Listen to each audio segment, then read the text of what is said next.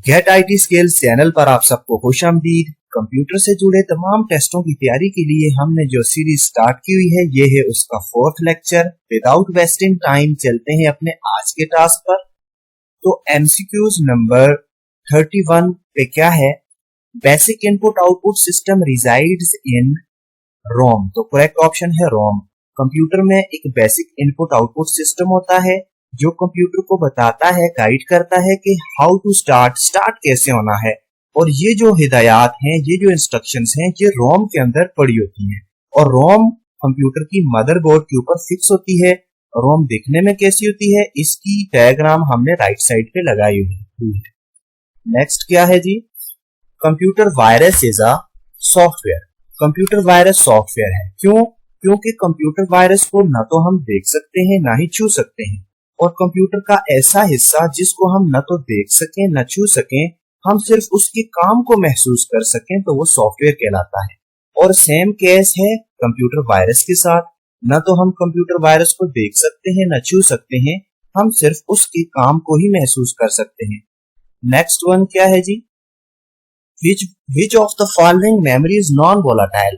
कौन सी ऐसी मेमोरी है जो नॉन वोलाटाइल है? यहाँ पे भी करेक्ट ऑप्शन है रोम। रोम कंप्यूटर के अंदर नॉन वोलाटाइल मेमोरी है। और नॉन वोलाटाइल के क्या मीनिंग होते हैं? ना खत्म होने वाली। तो ये जो मेमोरी है ये खत्म नहीं होती। हम कंप्यूटर को स्विच ऑफ भी कर दें तो इसके अंदर जो डेटा होता है वो जाया नहीं होता, वो खत्म नहीं होता। नेक्स्ट वन क्या है जी, 34 पे, the process of recording data and information so that it can be retrieved for use whenever required. हाँ जी, हम जो कंप्यूटर के अंदर डेटा को स्टोर करते हैं, रिकॉर्ड करते रहते हैं, इस मकसद के लिए ताकि हमें जब भी दोबारा जरूरत हो तो हम उसको दोबारा से हासिल कर सकें। तो इस प्रोसेस को बोलते हैं स्टोरिंग। और स्टोरेज के लिए जो डिवाइस ज्यादातर हम यूज करते हैं वो यूज करते हैं हार्ड डिस्क। उसकी पिक्चर मैंने साथ में लगाई हुई है। 35 पे है, the dash is responsible for controlling various computer operations. वो कौन सा पार्ट है जो कंप्यूटर के मुख्तलिफ कामों को कंट्रोल करने का जिम्मेदार होता है? तो यहाँ पे करेक्ट ऑप्शन है कंट्रोल यूनिट। ये सीपीयू के अंदर एक पार्ट होता है जिसका काम होता है कंप्यूटर के तमाम कामों को कंट्रोल करना। नेक्स्ट वन है, the memory which is programmed at the time it is manufactured. वो कौन सी मेमोरी है जिसको उसी टाइम के ऊपर प्रोग्राम्ड कर दिया जाता है जब उसको तैयार किया जाता है? तो यहाँ पे करेक्ट ऑप्शन है रोम। रोम को उसी टाइम के अंदर प्रोग्रामिंग कर दी जाती है इसमें जब इसको तैयार किया जाता है। और इसमें 2 टाइप्स ऑफ इंस्ट्रक्शंस डाली जाती हैं। वन इज बायोस, मैंने एमसीक्यूज के साथ में लिख दिया है। बायोस से बनता है बेसिक इनपुट आउटपुट सिस्टम। ये इसमें कंप्यूटर के अंदर प्रोग्रामिंग कर दी जाती है कि कंप्यूटर में स्टार्ट कैसे होना है, हाउ टू स्टार्ट। इसके हवाले से जितनी भी कोडिंग है वो बायोस में डाल दी जाती है। और नेक्स्ट वन है पोस्ट। पोस्ट से बनता है पावर ऑन सेल्फ टेस्ट। इसमें हिदायत डाल दी जाती हैं जो जब हम कंप्यूटर को स्टार्ट करते हैं तो पोस्ट का काम होता है कंप्यूटर के तमाम हार्डवेयर पार्ट्स को चेक करना कि तमाम हार्डवेयर पार्ट्स फंक्शनल हैं और वो तमाम जरूरी हार्डवेयर पार्ट्स जो कंप्यूटर के साथ मौजूद होने चाहिए वो मौजूद हैं। ये काम करना जिम्मेदारी होती है पोस्ट की। नेक्स्ट एमसीक्यूज क्या है, when was the first email sent. कब पहली ईमेल भेजी गई? ईमेल से बनता है इलेक्ट्रॉनिक मेल, तो ये भेजी गई 1971 में। Correct option 1971। 38 पे क्या है जी, another term for the main memory is RAM. Main memory के लिए एक और जो लफ्ज इस्तेमाल किया जाता है वो है रैम। करेक्ट ऑप्शन रैम आ गया जी।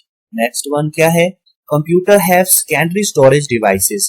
कंप्यूटर के साथ जो सेकेंडरी स्टोरेज डिवाइसेस होती हैं नॉन एज, उनको कहलाती हैं एक्सिलरी स्टोरेज। करेक्ट ऑप्शन है एक्सिलरी स्टोरेज। कंप्यूटर में सेकेंडरी स्टोरेज डिवाइसेस होती हैं जिनको एक्सिलरी स्टोरेज भी कहा जाता है। और ये जो सेकेंडरी स्टोरेज डिवाइसेस होती हैं ये नॉन वोलाटाइल होती हैं।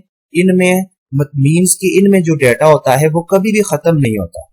और ये जो है ये सीपीयू के साथ डायरेक्टली कनेक्टेड नहीं होती, इसीलिए इनको सेकेंडरी स्टोरेज डिवाइसेस कहा जाता है। नेक्स्ट वन क्या है जी, A collection of 8 bits is called byte। जो करेक्ट ऑप्शन है वो बाइट है। जब हम 8 बिट्स को एक जगह पे इकट्ठा कर दें तो ये बन जाता है बाइट। नेक्स्ट 41 पे क्या है? The dash is responsible for transferring data and instruction from the external environment into the computer system. कहता है कि वो कंप्यूटर का कौन सा हिस्सा है जो बैरूनी माहौल से डेटा को कंप्यूटर के अंदर एंटर करने के लिए इस्तेमाल किया जाता है।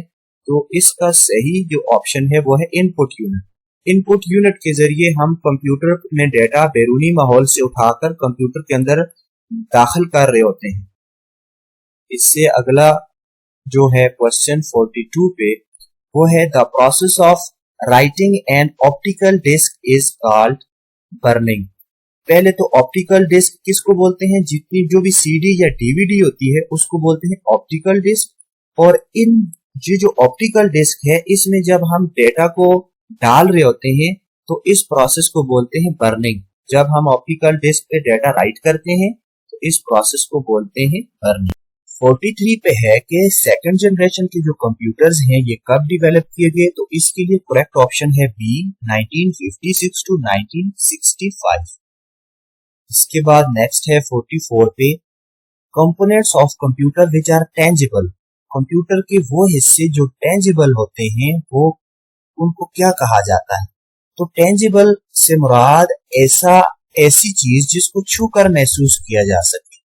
तो टेंजिबल पार्ट्स ऑफ कंप्यूटर जो है ये हार्डवेयर हैं, इसको हार्डवेयर बोला जाता है। लेकिन कंप्यूटर के बेसिकली दो पार्ट्स होते हैं, हार्डवेयर एंड सॉफ्टवेयर। जो सॉफ्टवेयर है वो जो पार्ट है वो टेंजिबल नहीं है, वो नॉन टेंजिबल है। मीन सॉफ्टवेयर को हम छू के महसूस नहीं कर सकते, जबकि हार्डवेयर जो है ये हार्डवेयर टेंजिबल है, इसको हम छू कर महसूस कर सकते हैं।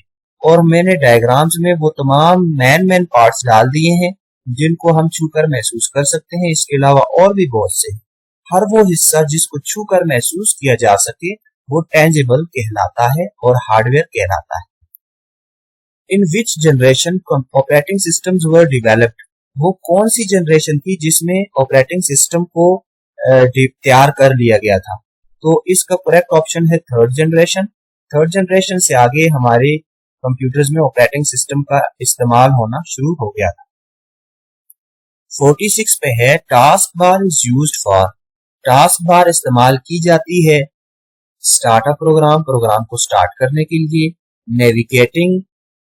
नेविगेशन प्रोग्राम प्रोग्रामों को चलाने के लिए, स्विचिंग बिटवीन प्रोग्राम एक प्रोग्राम से दूसरे प्रोग्राम में स्विच कर जाने के लिए। मीन एक प्रोग्राम को हमने छोड़ के दूसरे प्रोग्राम में हम चले गए। तो इसका जो सही ऑप्शन है वो डी है, ऑल ऑफ द अबव। ये तीनों काम करवा सकती है टास्क बार हमें। तो अब हम देखते हैं कि टास्क बार है क्या और ये कैसे काम करती है।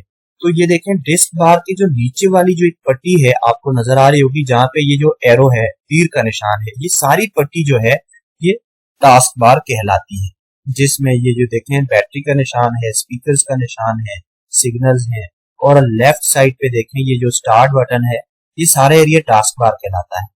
अब हम देखें कोई भी प्रोग्राम हमने स्टार्ट पे क्लिक करेंगे तो हम इसकी मदद से डिफरेंट प्रोग्राम्स को स्टार्ट करवा सकते हैं।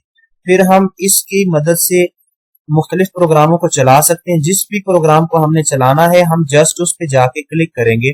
देखें पावर पॉइंट को चलाना है तो इस पे क्लिक कर लिया, हमने डेव C++ को चलाना है तो इस पे क्लिक कर लिया, हमने अगर स्टार्ट मेन्यू को चलाना है तो स्टार्ट मेन्यू पे क्लिक कर लिया। तो उसके अलावा हम मुख्तलिफ प्रोग्रामों में स्विच भी कर सकते हैं। हम डेव C++ पे थे तो हमने यहां से स्विच कर लिया पावर पॉइंट पे। तो ये तीनों ऑप्शन ठीक हैं। उसके बाद जो नेक्स्ट ऑप्शन है हमारे पास वो क्या है? 47 पे है which of the following holds RAM, ROM and CPU। वो कौन सा पार्ट है जो रैम, रोम और CPU को होल्ड करता है? तो यहाँ पे करेक्ट ऑप्शन है मदरबोर्ड। मदरबोर्ड ही कंप्यूटर के अंदर एक ऐसा पार्ट होता है जो तमाम हार्डवेयर पार्ट्स को होल्ड करता है। इसके बाद है जी the main memory of computer is also called primary memory. जो कंप्यूटर की मेन मेमोरी होती है इसको प्राइमरी मेमोरी ऑफ कंप्यूटर भी कहा जाता है। नेक्स्ट है 49 पे, ROM is also called as non volatile memory. ROM को नॉन वोलाटाइल मेमोरी भी कहा जाता है। नॉन वोलाटाइल के मीनिंग होते हैं न खत्म होने वाली मेमोरी। क्योंकि इसमें से डेटा खत्म नहीं होता, हम कंप्यूटर को स्विच ऑफ भी कर दें, बंद भी कर दें, तो रोम के अंदर जो डेटा होता है वो खत्म नहीं होता, वो जाया नहीं होता। इसी वजह से इसको नॉन वोलाटाइल मेमोरी कहा जाता है। और 50 नंबर एमसीक्यूज है, cache memory acts between. Cache memory जो है ये काम करती है किस किस के दरमियान, CPU and ROM, RAM and ROM, CPU and hard disk, all of these. तो करेक्ट ऑप्शन है ए, सीपीयू और रैम के दरमियान ये मेमोरी काम करती है। तो आज के लिए इतना ही। उम्मीद करता हूँ कि वीडियो आपको पसंद आई होगी। अगर आपको वीडियो पसंद आई है तो वीडियो के नीचे लाइक और कमेंट लाजमी कीजिए।